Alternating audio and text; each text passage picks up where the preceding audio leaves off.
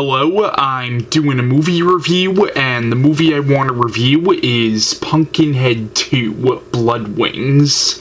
Now, Pumpkinhead II, Blood Wings is the sequel to the 1988 horror classic Pumpkinhead. Now, when this movie came out, it was released straight to video. This did not get a theatrical release. Now, this film was originally going to be directed by Tony Randall, who produced Godzilla 1985, which is the American version of the Godzilla film The Return of Godzilla, and he also directed Hellbound Hellraiser 2, and he directed a 1993 horror film called Ticks. But he was originally going to direct this movie, but for some reason he dropped out of the project, so the directing job ended up going to Jeff Burr.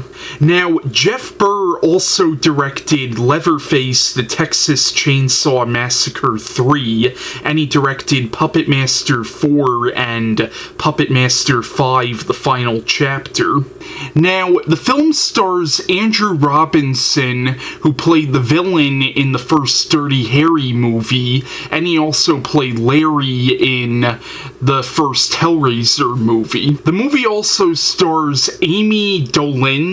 I have no idea if I'm saying her name right, but she was also in the movie Ticks, which was directed by Tony Randall, who was originally going to direct this movie. The film also stars Soleil Frye. I don't know if I'm saying her name right either, but I know she was in the show Punky Brewster.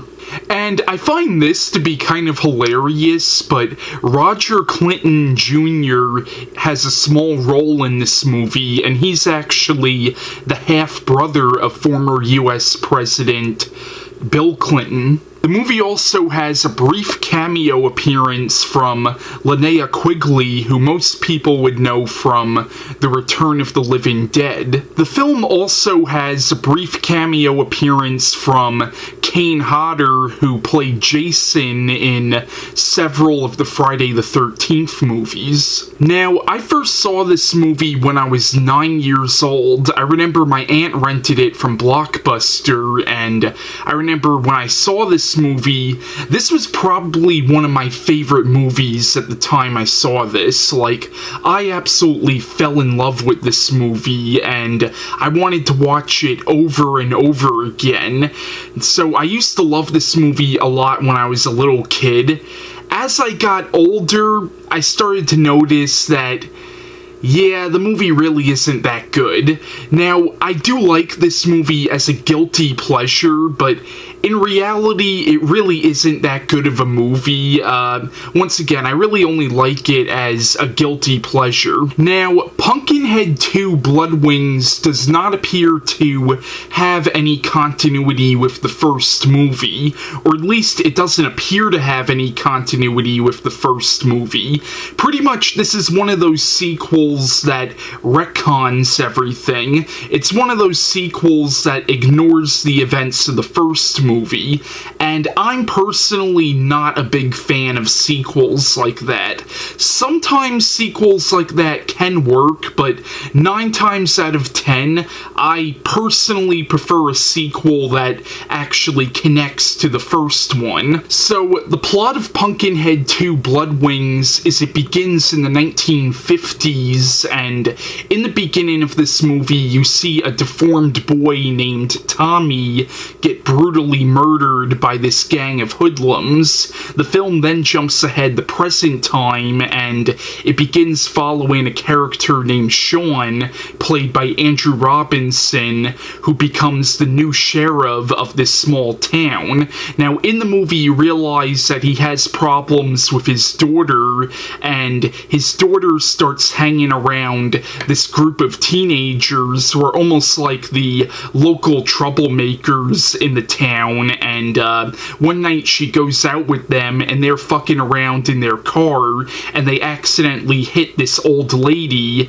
named Miss O.C., who's supposed to be based on the character of Haggis from the first movie. Now, Miss O.C. is a witch, and after they run her over, it turns out she's still alive, and she gets up and walks away, so they go to her cabin to see if she's alright, and when they get there, they find all this weird shit, like, they find a page from a spell book with spells used for bringing back the dead, and they also find this little jar filled with blood, and what happens is, it turns out that before they got there, they stumbled over a grave, and now they get the bright idea to go to this grave and then pour the blood on the grave and then read this spell, you know, and they do it as kind of like a prank, but what happens is they dig up this grave and they pour the blood on it and they read this spell used for bringing back the dead,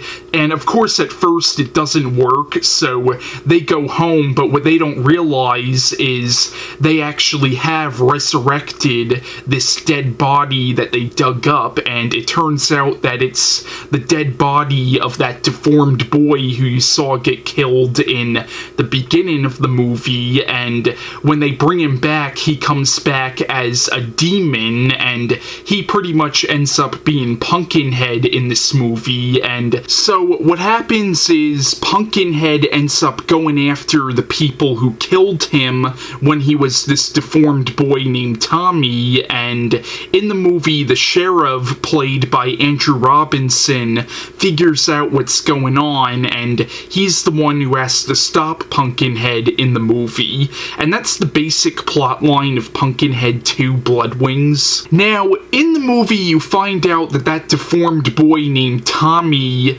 was actually the son of Pumpkinhead. It turns out that his mother was a human, but his father was a demon, and his father, as it turns out, was Pumpkinhead, and it's not really explained that well in the movie. You just find out in the movie that Tommy happened to be the son of Pumpkinhead.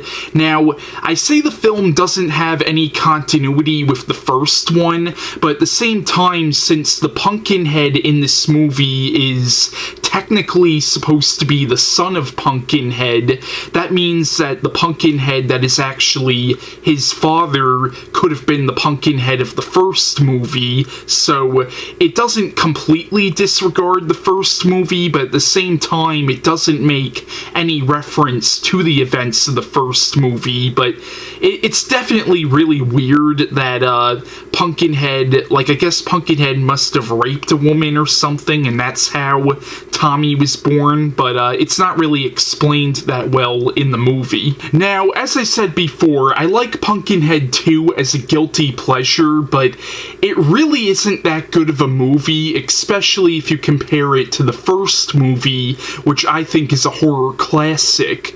You know, this one, it's... You know, I like it for nostalgic reasons, but I can't say I recommend the movie all that much. I mainly like it for nostalgic reasons. And one of the problems with the movie is really the acting in the movie. The acting in the movie really isn't all that good, even from Andrew Robinson, who is an actor that I like. You know, even his acting is a little cheesy in some parts in the movie. And also, in the first movie, you had a group of teenagers, but they actually seemed like real people in the first movie. In this movie, they just come off as your stereotypical horror movie characters.